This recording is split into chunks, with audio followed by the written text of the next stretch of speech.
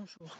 Comme je suis épuisée, le plus facile pour moi, c'est peut-être de faire des petites vidéos euh, en essayant de compresser et sans rentrer dans les détails, de souligner des choses qui sont importantes et qui sont graves. Mon but après, c'est d'être sollicité par des journalistes et de trouver un avocat qui me permettra d'aller jusqu'au bout, puisque là j'ai des procédures en cours euh, et je n'ai plus d'avocat. Donc, même cette dernière qui était spécialisée et en qui j'avais confiance, spécialisée au niveau des victimes. Donc voilà, le but c'est que le temps passe et que rien ne se fasse au niveau de la justice. Donc là, je vais vous parler un petit peu dans cette vidéo, vous décrire assez rapidement le comportement de mon époux, qu'il est toujours à ce jour, puisqu'on est passé en non-conciliation en septembre 2018. Donc voilà en gros. Donc on vit ensemble depuis 2007, où il est venu vivre chez moi. Voilà.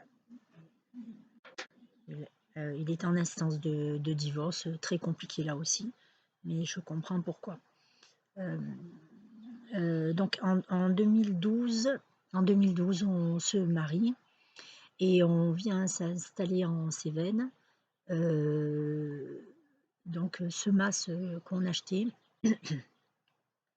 Donc à ce moment-là, quand on a fait le prêt, il disait que dans mon intérêt, comme il avait des problèmes avec ses filles, pour me protéger, donc voilà, il avait trouvé que c'était le mieux de passer par une SCI.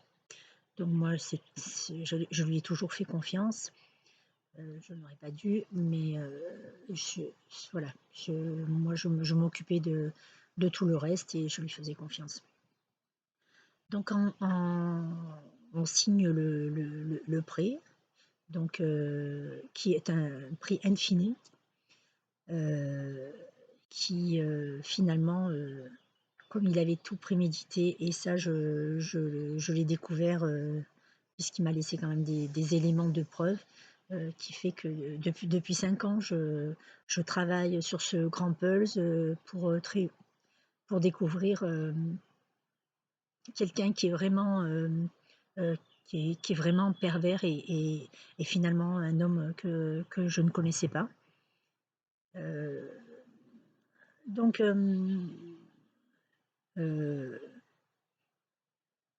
j'ai trouvé sur un petit carnet, donc il avait, donc à l'époque en 2007, il avait mis des annotations où il précisait que qu'il fallait faire des placements, donc acheter un bien et le vendre 10 ans après.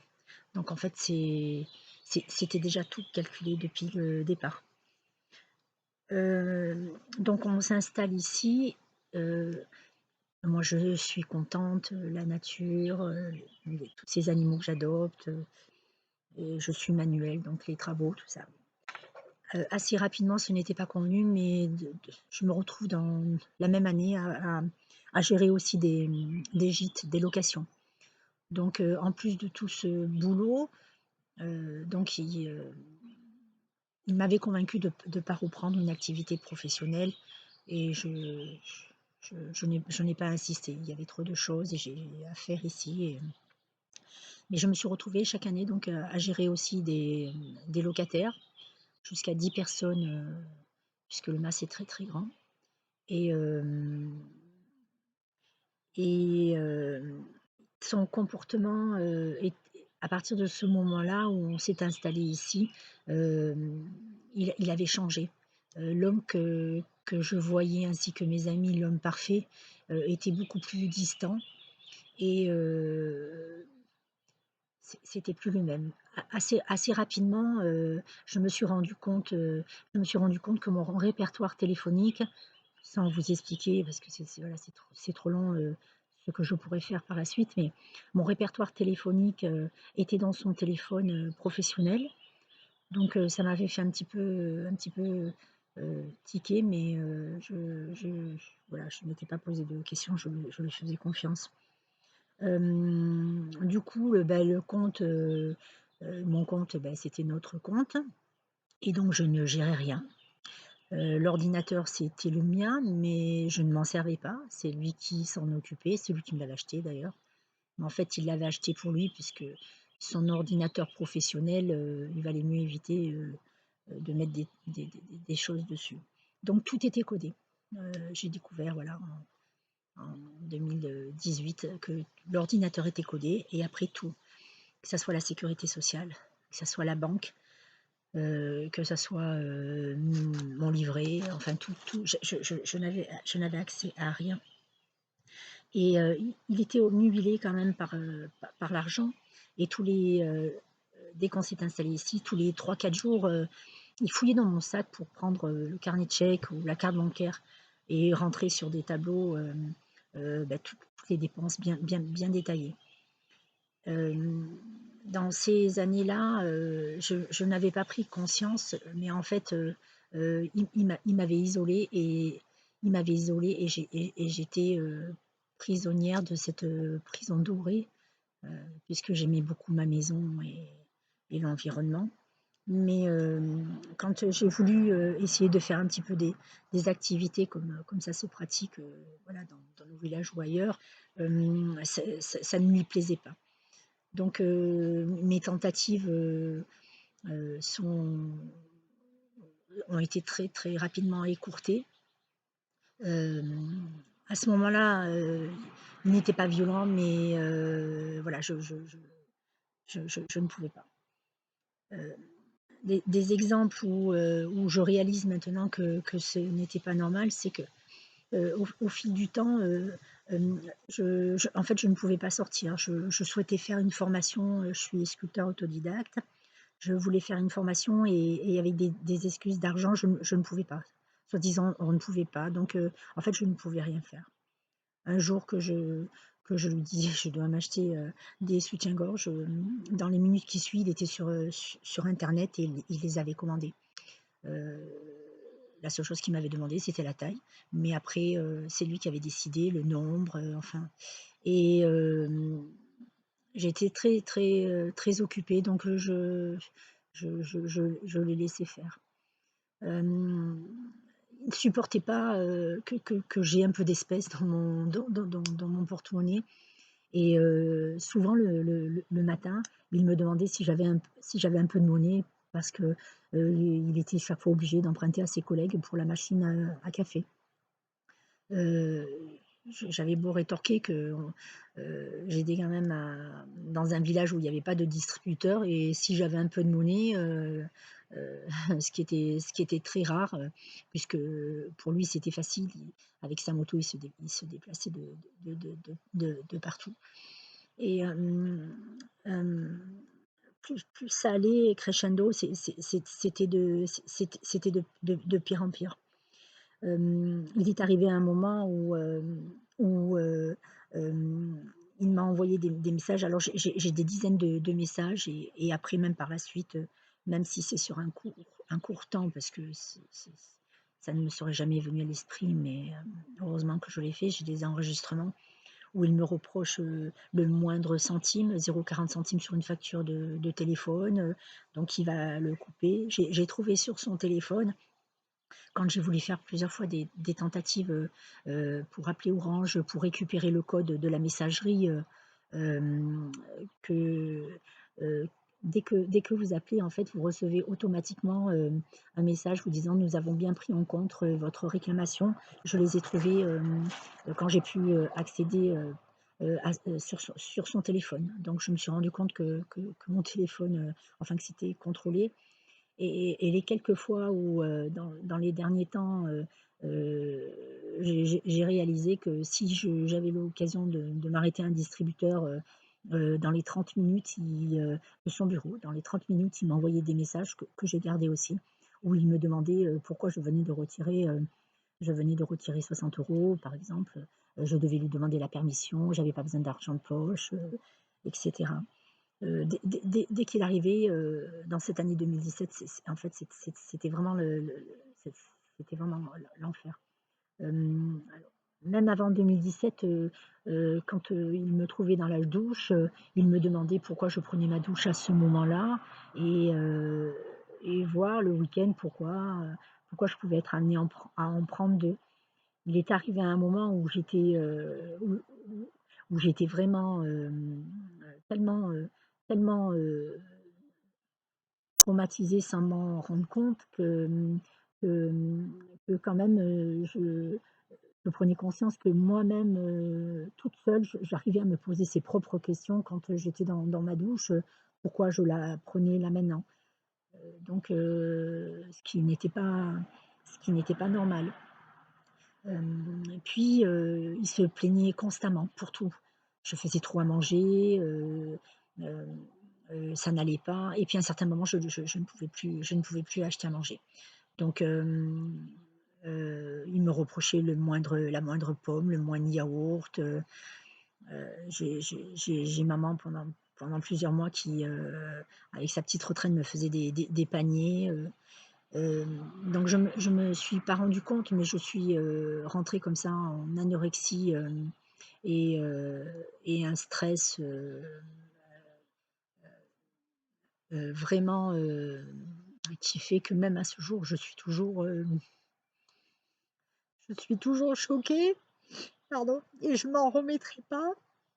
D'autant plus, le ce que j'ai vécu là à côté. Donc, excusez-moi, je me mets un petit peu des notes parce que il y a tellement de choses à dire sur, donc, hem, il, pour me traumatiser, il a eu une période où, donc j'ai des mails aussi où de son bureau, il envoyait au boucher, de Saint-Jean-du-Gard en lui demandant de lui garder les poubelles de la journée et donc, pendant une certaine période, assez longue pour moi, quand il arrivait le soir, quand il rentrait, parce qu'après des fois il découchait, mais quand il rentrait, en fait, j'étais constamment traumatisée. Quand il n'était pas là et quand il était là aussi. Donc je me mettais dans une bulle. En fait, je vivais plus. Il arrivait avec ses gros sacs de poubelle de professionnels, alors je ne sais plus combien ça fait, 150 litres ou des gros sacs, avec cette viande qui toute la journée avait traîné dans les poubelles chez le boucher et il se mettait dans la cuisine, il sortait une grande planche à bois, des gros couteaux et il découpait pendant des heures, il découpait ces viandes. Les 3 chiens étaient autour et après il en faisait des barquettes qu'il mettait au congélateur. Il y avait du sang de partout. Alors, plus de nourriture parce que le peu qu'il y avait, c'était au compte-gouttes et donc petit à petit comme ça, entre la privation de nourriture et ce dégoût et la peur, heu, voilà. Donc j'ai, après il descendait, en bas et sur une grande planche avec des grosses vaches. Il découpait aussi, les os et très souvent, j'avais, 1 ou 2 amies au téléphone et je me rappelle, de ce qu'elles me disaient: «Fais attention parce qu'un jour, il risque de te couper en morceaux». Donc en fait, j'étais constamment traumatisée et je dormais déjà depuis longtemps avec un couteau sous le lit, ce que j'avais signalé à ma première main courante. Le premier contact, donc au 26 décembre, 2017.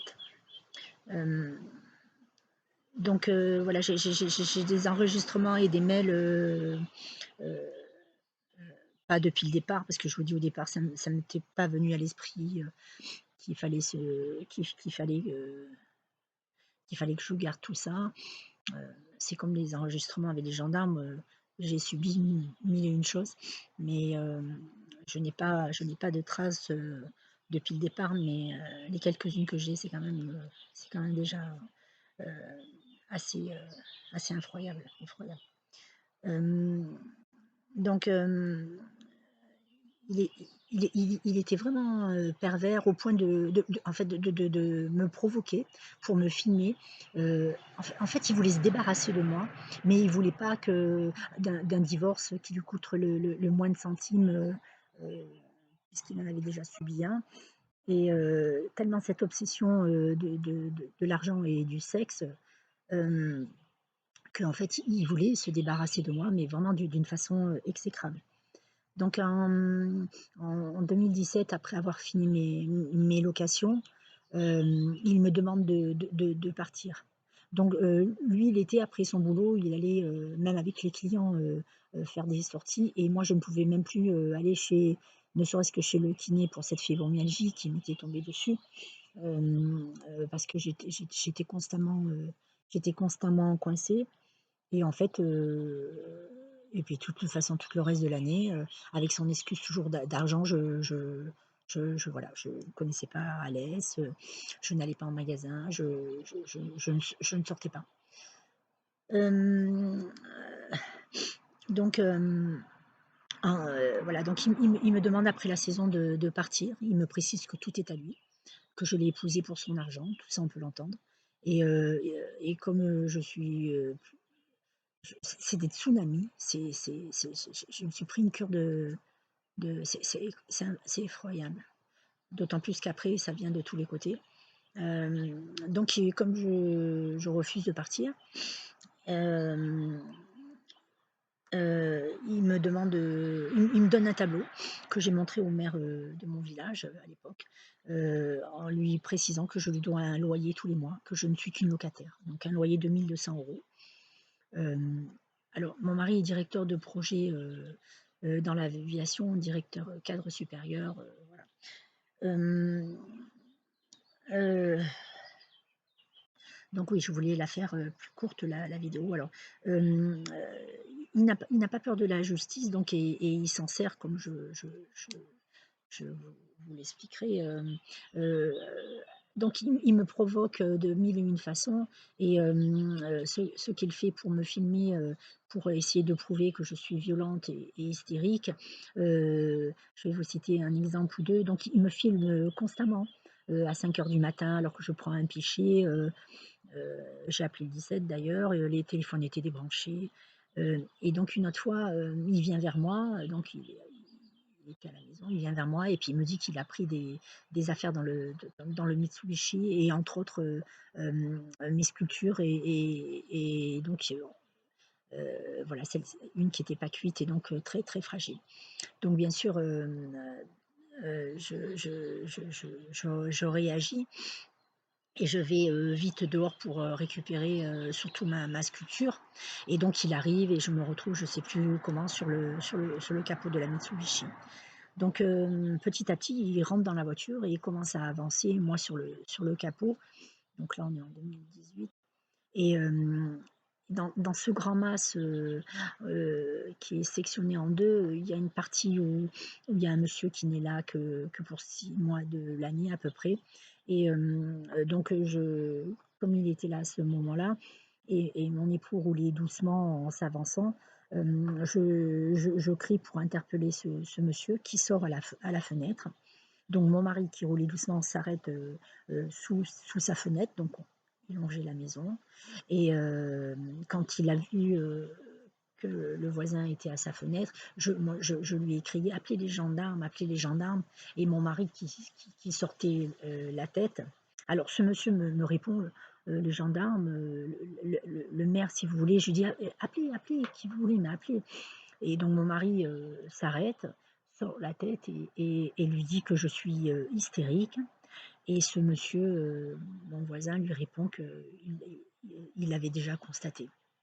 Du coup, comme il s'arrête, je descends vite du capot, du Mitsubishi et je prends vite au moins ma sculpture et je rentre, en courant.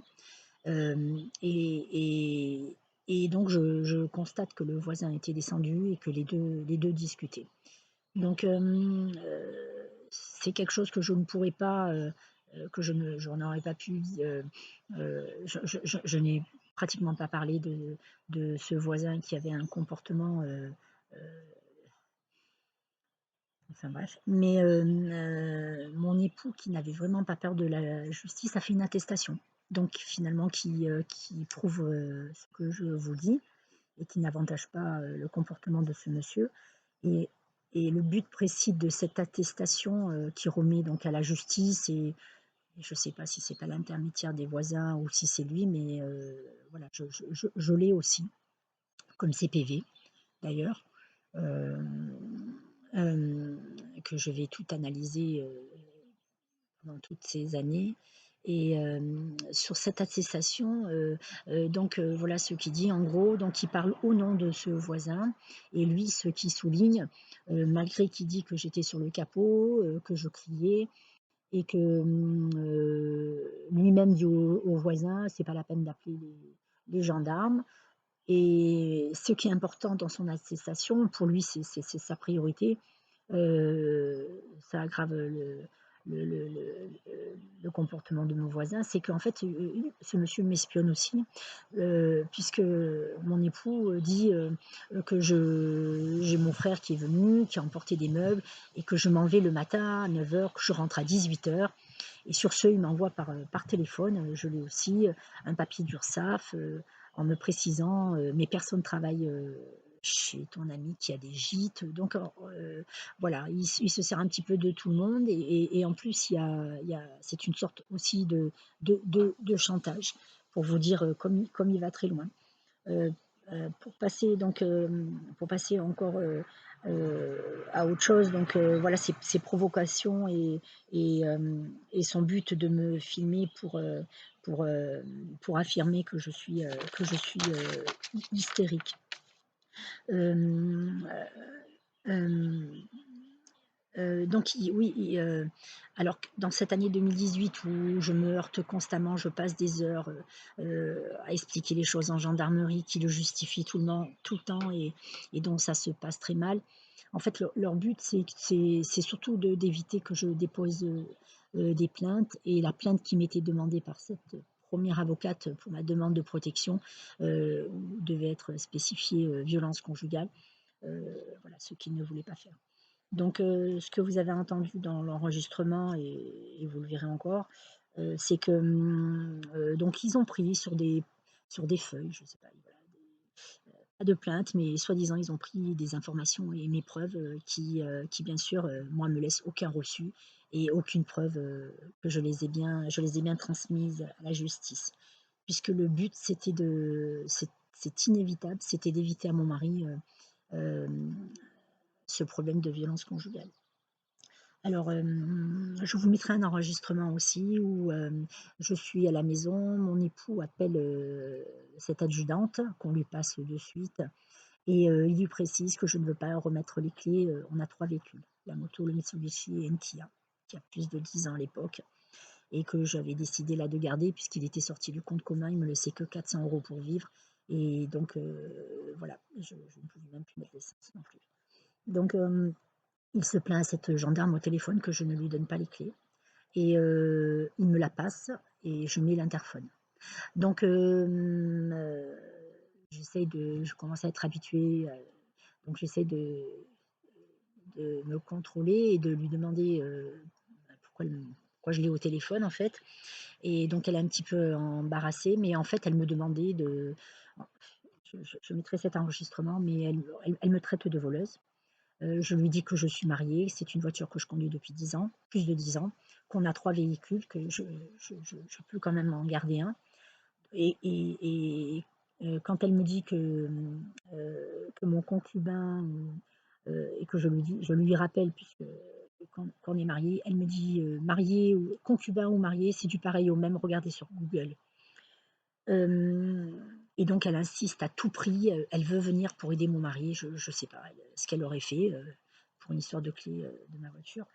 Donc elle insiste et en fait, voilà, il lui parle dans cette conversation qu'on entend, il lui parle de qu'on doit passer en non-conciliation, que j'ai pu déposer, il parle du commissariat, une plainte de violence conjugale et elle dit qu'à ce propos, elle veut le voir.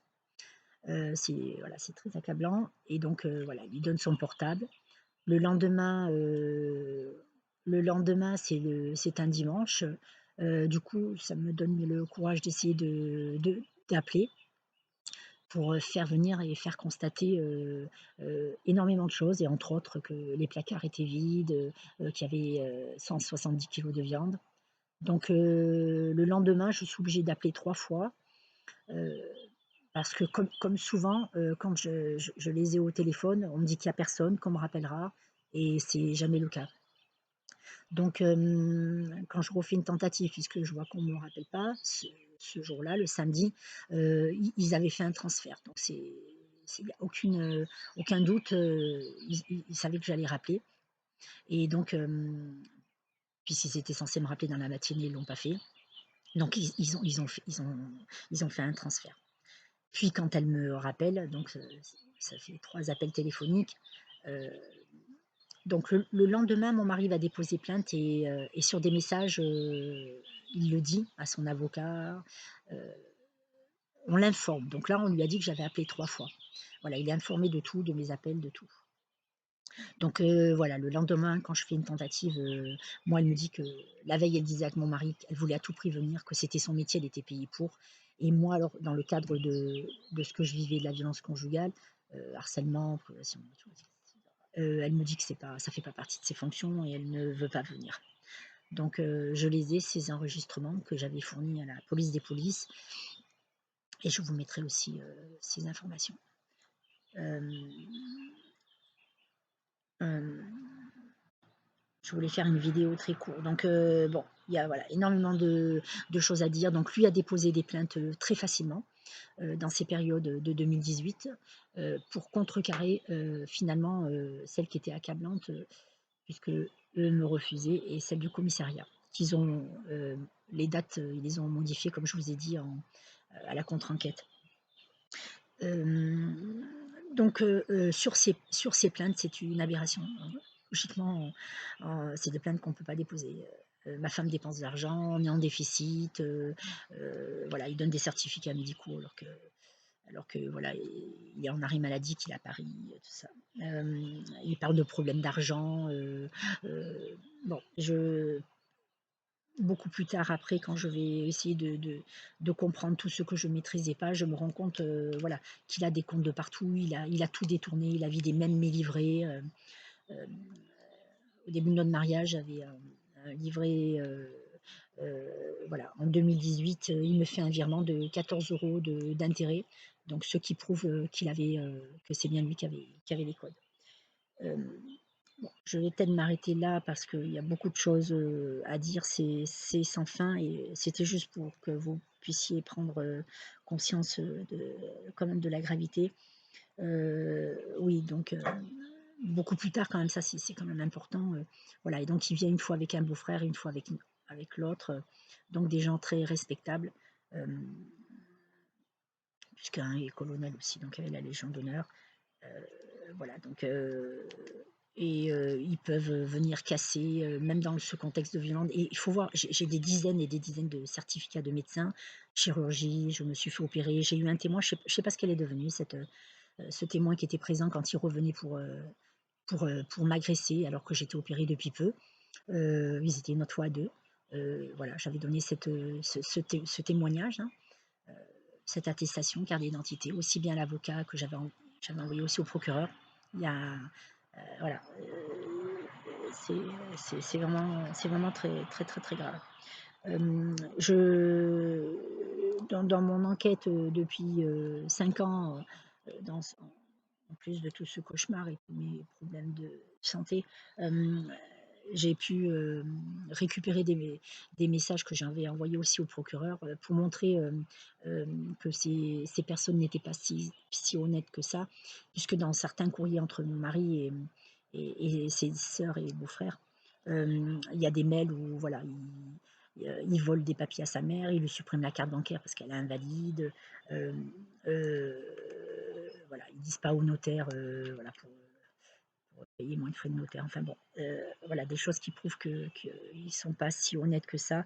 Très important aussi, mais je vous dis, il y a tellement de choses, c'est que mon époux n'hésitera pas devant la justice à plusieurs reprises de dire euh, euh, euh, ma femme voulait faire du bénévolat, ce qui était vrai, il m'a toujours refusé. Et alors que moi, je lui demandais de ramener de l'argent, je rêve.